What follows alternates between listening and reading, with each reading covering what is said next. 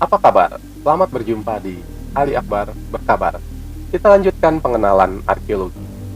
Mungkin ada di kepala Anda yang berpikir bahwa arkeologi identik dengan kata-kata misalnya ya, arkeolognya gila, suka legenda, pengumpul barang antik, suka misteri, mumi, harta karun, dan lain sebagainya.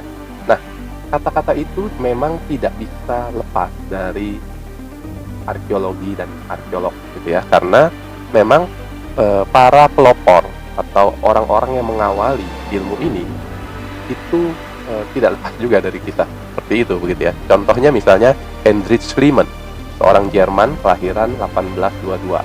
Dia seorang pengusaha kaya raya, ahli hukum kalau tidak salah, yang senang membaca karya sastra, karya Homer, Iliad ya.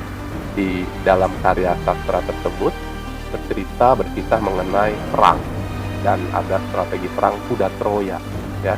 Nah, tapi bagi Schliemann, dia tidak menganggap ini sebagai karya sastra.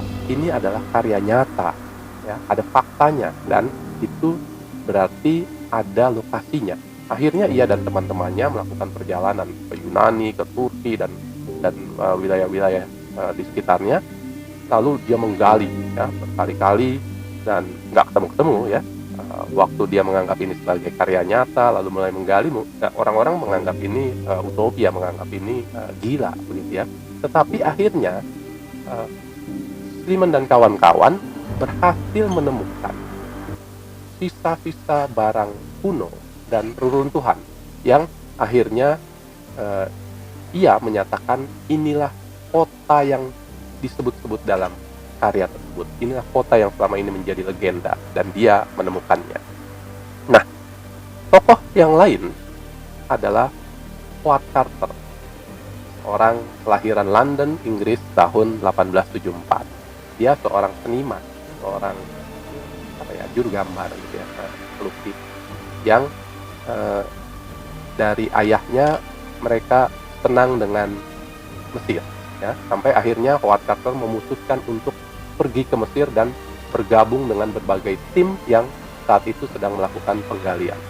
Sampai akhirnya dia mendapat pendonor ya, dapat orang-orang yang mau membiayai penggaliannya ya. Di sekitar tahun 1907, seorang bangsawan Inggris, keluarga kerajaan, Lord Carnarvon, mau membiayai penggalian-penggalian Howard Carter.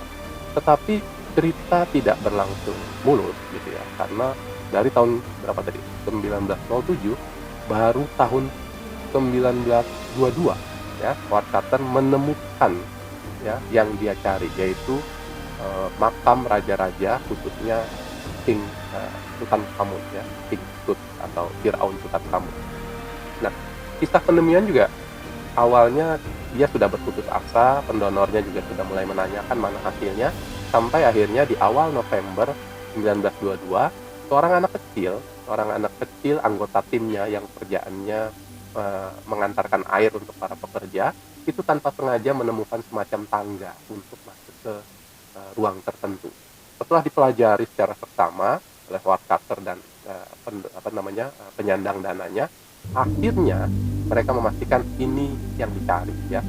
Mulailah pada tanggal 26 November 1922 ya. Bukan berarti arkeolog hafal tanggal ya, tapi ini kebetulan dekat sekali dengan tanggal lahir saya. Dia masuk ke dalam ruangan dan akhirnya menemukan peti kubur dari Raja Tutankhamun atau Firaun Tutankhamun.